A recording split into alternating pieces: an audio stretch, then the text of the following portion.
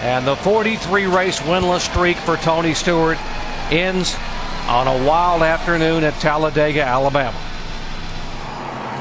Well, you got to hand it to Regan Smith. He gave it all he had. That's the only shot he had. Well, yeah, no, that's there for a reason. So you have to make the move to the outside. I mean, you know, obviously the rule's in place for a reason, and so you know he gave it a shot. But you know, again, it forces you to make that move to one side, and it would have been interesting to see. He had a run if he could have taken that to the outside. Yeah, he did have a little bit of a run, and if he takes it to the outside, it looked like he was going to.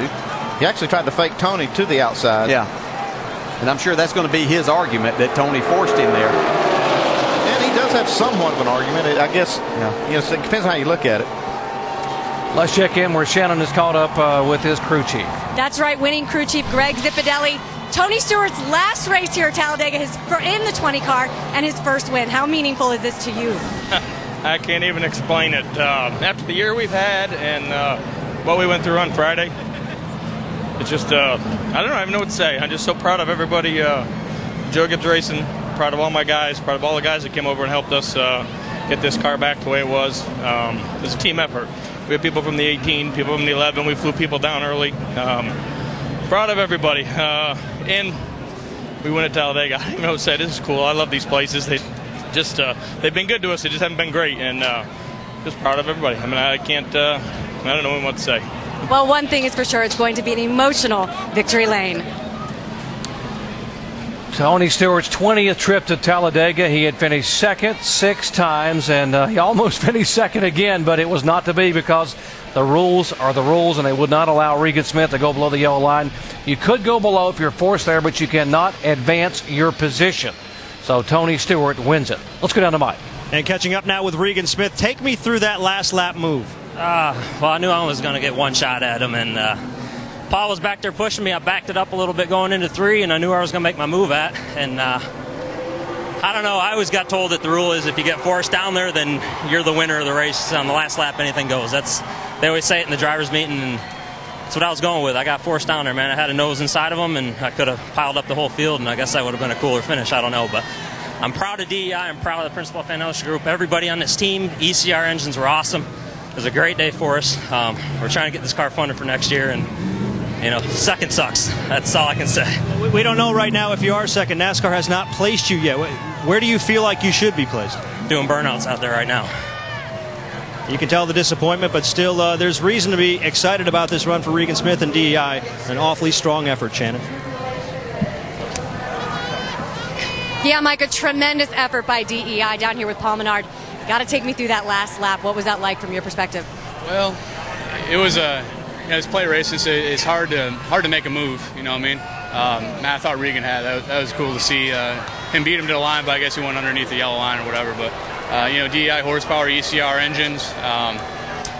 Very cool day for DEI, and I'm definitely looking forward to finishing out the year with the guys. Yes, a tremendous weekend for DEI. All right, I got Taylor Earnhardt Incorporated finishes second and third. David Reagan finishes fourth for the second consecutive race at Talladega. He finished fourth here in the spring.